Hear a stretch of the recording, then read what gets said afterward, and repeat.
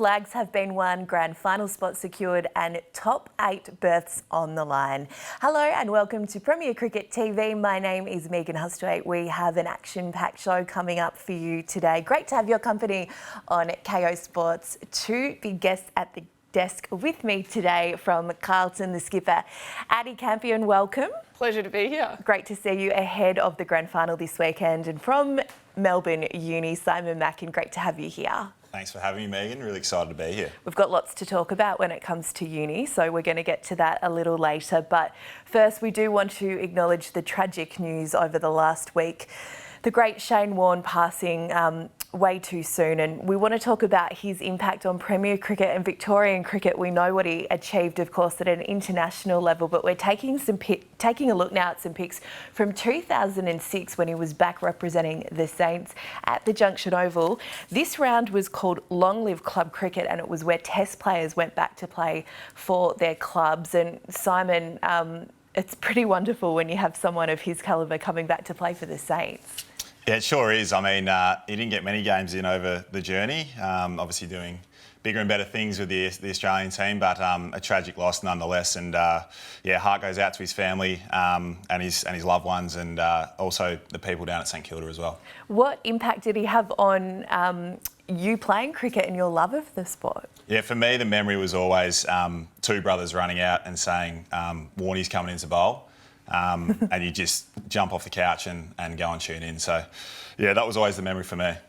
Addy, he played 53 matches for the Saints between 1989 and 2006-07, 864 runs, including 2 centuries and a high score of 109. And he took 73 wickets, best bowling 4 for 31.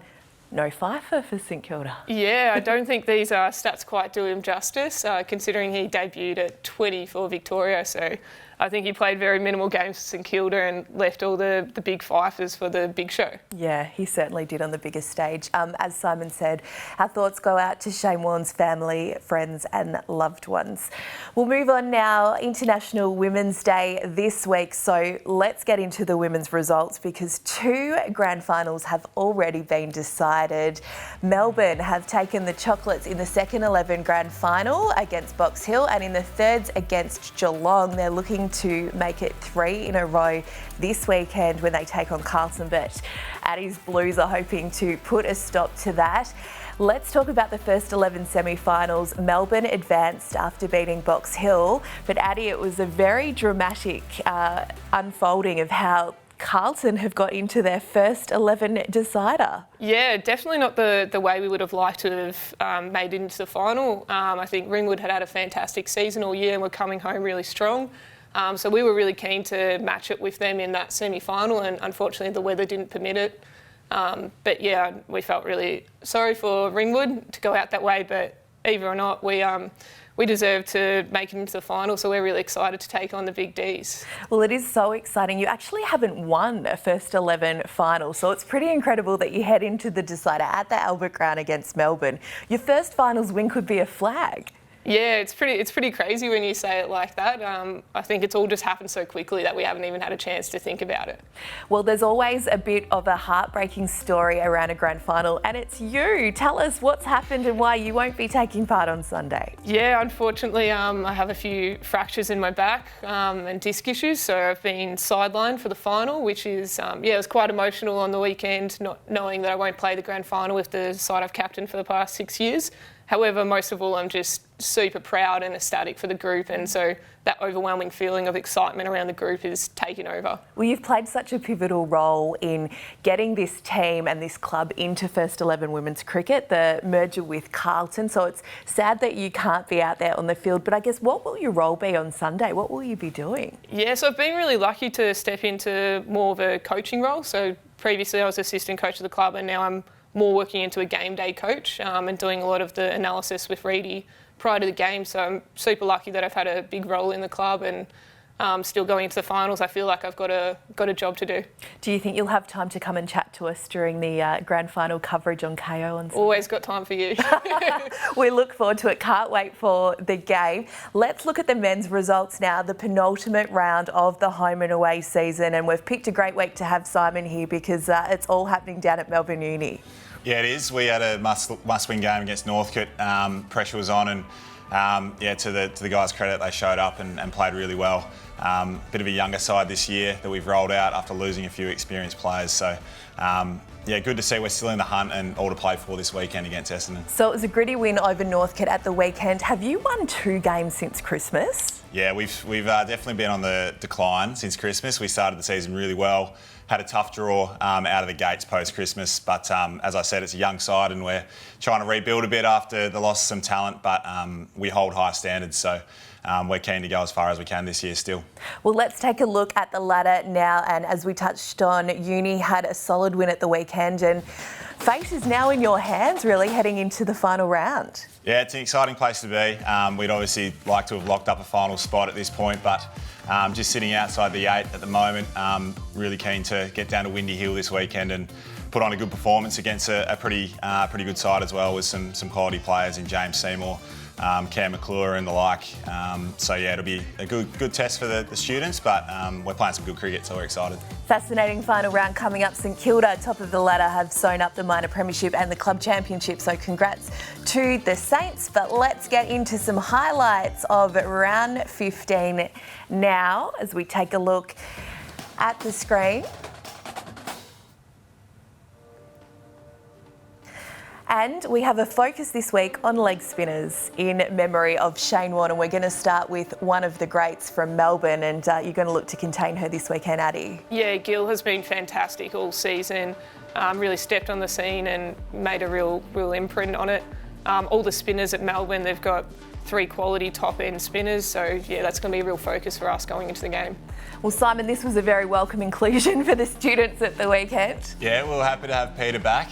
See there a little bit of a celebration, not like his celebrations for the Scorchers in the Big Bash, but I think he saves those for the crowds. But great to have someone of his skill back in the side, and disappointing he won't be able to play finals for us if we get there, but good to have him back. Oh, he won't play finals for you if you get there? No, unfortunately he hasn't qualified, but he'll run out this weekend and then sit on the pine for the rest of it, hopefully. That's the rules, unfortunately, Simon. As we take a look at Tom O'Connell, 2 massive wickets, Sam Harper and Blake Thompson, he captured at the weekend in the match of the round between Geelong and Melbourne. Let's get into that thanks to Kookaburra.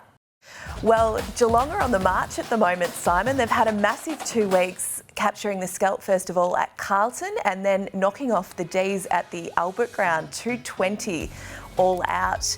They made Meta 37, Josh McDonald 34, Kieran Elliott the pick of the bowlers for the D's with 4 for 30. Yeah, and Melbourne had a stacked side as well, so a really good performance from Geelong. We played them a few weeks ago and thought we had them covered at the halfway point, but they kept fighting it out, and they're a really well-drilled young side, so promising for them, and they'll be looking to go far in the finals, no doubt. The D's 9 for 215, Sammy Harper 74, Fergus O'Neill 35 not out. It's been a big week for him and that wacky hairdo. Tom O'Connell, as we mentioned, the 2 key wickets, and Josh Garner 2 for 36. But it was a pretty impressive win from Geelong, considering Melbourne were cruising, really. Yeah, they were, and I'm really excited for Fergus O'Neill making his debut for Victoria yesterday as well. He certainly doesn't fit the bill of a common Melbourne cricketer with that haircut, but he's a great young fella. He's working really hard, and great to see him get his opportunity at the next level. Do you think we could see some replicas of that hairdo down at the Albert, guys? Well, because we see everyone's rocking the mullet and the Dusty Martin. Could we see the Fergus? Because as you said, it's not really on brand with the Melbourne Cricket Club. But yeah, he looked pretty slick yesterday in a photo that I saw there. So he's loving it, Ferg, and he's definitely his own man and having a good time of it. Have you thought about giving it a go yourself? Yeah, I reckon I could pull it off. Yeah. out the back. So. He's got a little bit of length at the back, so maybe that could be a finals do for you, Simon, should the students get there. Long way to go there. I'm not sure it'll be accepted down at the students, but yeah, we'll see how we go. We'll see about that.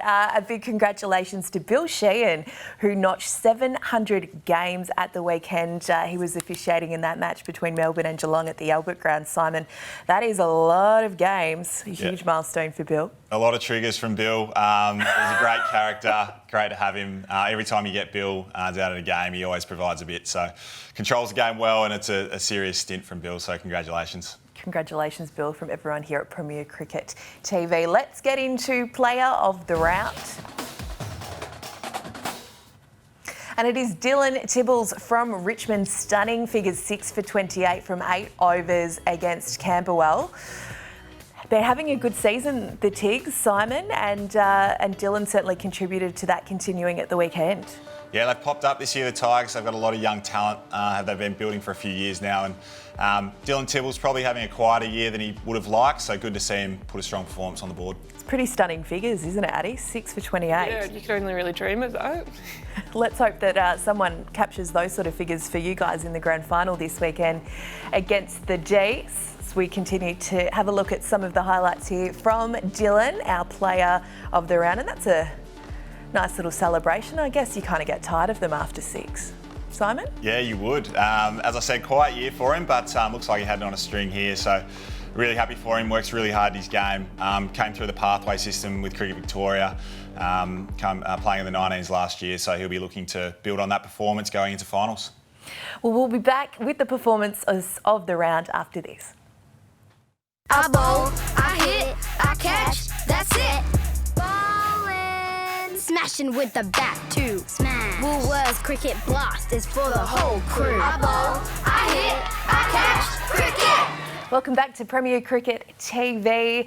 Simon, as we talked about, uni hopefully on the march to finals, but how have you been enjoying Premier Cricket since you did make the move over to Victoria from WA? Yeah, absolutely loving the move. Melbourne Uni's been really open to me coming down and giving me so much opportunity with some coaching and development with players, which is what I was looking to do when coming over here. So been really welcome there, and it's been great. Love the students, and I've loved everything Melbourne has to offer. Tell us a little bit about your role at Cricket Victoria and all that you're sort of doing off field. Yeah, so working as a coaching and talent specialist with Cricket Victoria in the southwest region. So working with the pathways there and a bit of talent development and talent ID. So something that certainly interests me since transitioning out of playing professionally with WA. So yeah, it's been a great little transition so far. How great is it to have players like yourself and that experience at state level in this competition? Because look at our guests over the last few weeks. We've had Evan Golbers, Adam Crossway, all played at the highest level for various states, but come back and brought their wealth and experience to Premier Cricket. I can imagine that can only be a great thing for club cricket and the youngsters coming through. Well, certainly when I was coming through, I did have those figures around the club that I was at. So played a lot with Michael Beer, Brad Hogg, guys like that. And for my development, that was huge. So for guys to continue to tip in even when they finish their professional careers, I think that's huge for Premier Cricket. And the competition's obviously stronger having those players, but also for that talent development and the exposure for young players as well. I think that's just huge. Addy, Evan Golbers is captain coach of Carlton's men's team. Has he had a bit of an impact with you guys and heading into your inaugural grand final? Yeah, the whole men's program has been really supportive and fantastic throughout the season. The last couple of weeks, Ev's come down and had a couple of chats with the players, sharing his wisdom around finals. So yeah, we've felt super lucky having him around the club. Well, he was telling us just a few weeks ago he played in 2 T20 titles in 16 hours. So did he have any advice for the Blues heading into this weekend in terms of winning the big ones? He actually didn't slip that one into the conversation. He spoke about some other finals experiences that he's had and just how to go about finals and controlling those nerves and what finals mean and how special these weeks are. So I think it was really important to have a chat from him of someone with the background that he has. Well, one of your players with a lot of finals experience that will be taking to the field this weekend is Mariam Omar. She's won titles at EMP as recently as last season with Dandenong, came over to the Blues. How crucial will that experience be for you against Melbourne on Sunday? Yeah, we've had a few jokes about how she's chasing flags around the competition, so we feel very lucky to have her in our side and was a really good recruit this year. I think Mariam's one of those players that it's not all about what she does on the field, but also off the field. She's just an exceptional leader. She inspires those around her, and she is such a hard worker. And when it comes to the big stage, we've seen that she performs time and time again. So I'm really excited to see what she does on Sunday. And even against Carlton Brunswick a few years ago, I'm sorry to remind you, in a second 11 grand final, she was player of the match for EMP. So you know firsthand what she's capable of producing on the big stage. Definitely. She put on an absolute show that game, and I think that as soon as she feels a bit of competition, she steps up to the plate. So it's handy to have her on this side, on our side this time.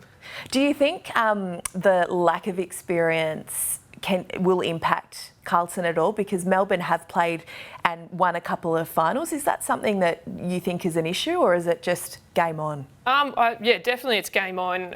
But I think that we've all had experience in different areas and we're bringing them all together, whether it's different sports, playing at different clubs, and bringing all of those collective information together to try and put together the best performance we can. And ultimately, like this season, we've been pushed to the max with some of the games coming down to the last over, and we've come through. So I think the pressure that we've been put under all season is going to show in the final. Yeah, it holds you in good stead. And Sophie Reed, let's talk about her. She's the stand-in skipper for you at the moment. She's had some of those vast experiences very recently, as you just touched on. Yeah, Sophie Reed is an absolute superstar. Again, on and off the field, you won't meet a better team player than Reedy. And as a step-in captain, I think she does a fantastic job. And with the bat, she's hit a new level this year. And what she does for the group, she just creates such a confidence at the top of the order, batting with Caitlin Green as well. And also her glove works is sensational. So we're so lucky to have Reedy in our side, and what she brings on and off the field is exceptional. Well, you get the feeling it could be the stage set for Sophie Reed on Sunday. Let's hope so for your sake. It's time now to get into our top knocks.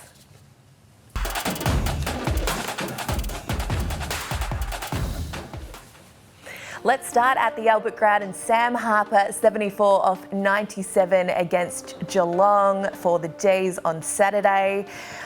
Moving on to Sunday at the Albert Ground, Melbourne advanced to the decider by defeating Box Hill Rhiannon O'Donnell 60 not out of 60 balls. She's a key for Melbourne, isn't she, Addy? Yeah, Ree's been fantastic this season at the top of the order. Really puts pressure back on the bowlers, and like you said, 60 off 60, that's fantastic in a final. One of several key wickets for the D's in Sunday's decider against Carlton. Definitely. Towner at the top as well, he put on a bit of a performance as well. They give you early chances, but if you don't take them, then yeah, they foot down. Absolutely. It is going to be a belter Sunday at the Albert Ground, the women's first 11 decider between Melbourne and Carlton. Let's take a look now at the top 10 men's run scorers for the competition, and Simon, Tommy Rogers remains at the top. He's had an incredible summer. Incredible summer for Tom Rogers, also Hayden Butterworth there. We came up against Mark Phelan and Jack Layla on the weekend, and lucky enough to get him out relatively early, which holds you in good stead against Northcote. They've made a truckload of runs. And then you see the old pro down the bottom there, Adam Crossway as well. He's hanging in, that's for sure. Blake Thompson as well on 477. He's going to play a big role in what the D's can achieve in the next couple of weeks. Now let's get into our best bowlers.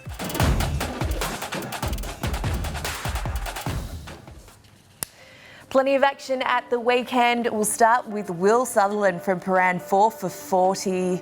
He is a big presence, literally, Simon. He's a big presence. He's a serious in to have. Any all-rounder you can get back in Premier Cricket, particularly one of Will's calibre, is huge. You get 10 really good overs out of him, and also some key runs as well. So he's a top sort of draft pick in Premier Cricket for sure. We'll let you talk through our next player because he's one of your teammates and he was in fine form at the weekend against Northcote. Yeah, so Janat Prakash, a little bit unknown coming over. He actually plays international cricket for Singapore. He moved out here, was looking for a club. He's studying at Melbourne University, so we were fortunate enough for him to sort of land in our lap, and he's a kid with serious skills. Tibbles, and he's looking to push into the World Cup this year with Singapore and lead them a long way. He's only 20 years of age, and he's just going from strength to strength this season.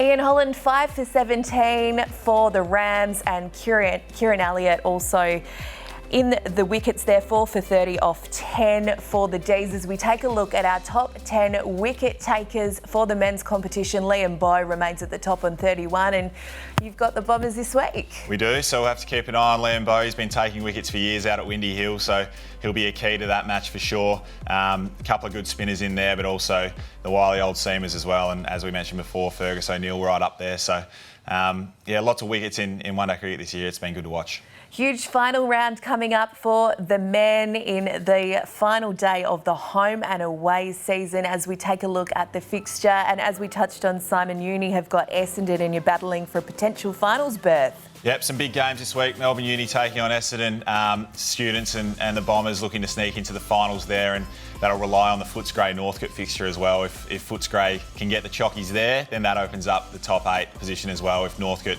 get the win, then they'll sneak in. So all to play for in those matches, and also a couple of other games there which could shape the 8. So still alive in the final round, which is good to see. Let's have a look to it. Geelong, they must win against Frankston Peninsula to lock in their final spot. As we touch on, they've had a big couple of weeks, but if they do get into the finals, they will do so off the back of some hot form. Yeah, they've been very good since Christmas, Geelong, and that's when you want to be playing your best cricket. So exciting down there at the Cattery, so I'm sure Nick Speake will have the troops rallied and ready to go.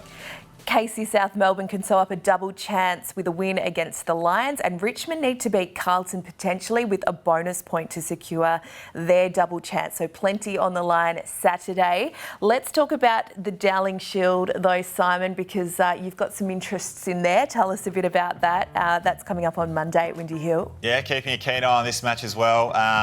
Footscray falls into my region with my job at Qriket Victoria, so I'll be watching the doggies go about it against Ringwood. Footscray, I've been reliably informed, have only lost the 14 wickets this year, so they've been pretty dominant with the bat, and Ringwood as well have had a pretty good all-round package. So down at Windy Hill there, it'll be a good clash of the best up-and-coming talent in the state.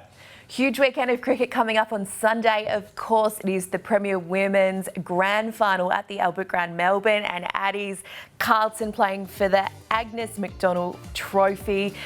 Excitement, nerves, there's a bit of everything right now. Yeah, pure excitement. Just so excited to get there. I think around the group you head down to Princess Park and you can feel the energy around the group. So just ecstatic to be in this position and really backing us in. Well, the grand final will be streamed live here on KO Sports and also on the Premier Cricket Facebook page from 10:30. You can tune in for all the action with myself and Emma Gallagher from Dandenong. Not part of the finals this year, but it is to the benefit of us in the commentary box. Thank you so much, guys, for joining us on the panel this week. Addy, good luck on Sunday in your coaching role as Carlton contest their first grand final. Simon, we hope for you and the students you can continue along into the final series. Fingers crossed. Thanks for having us. Thanks for joining us, guys. Thank you for your company on Premier Cricket TV. Valet, Shane Warne.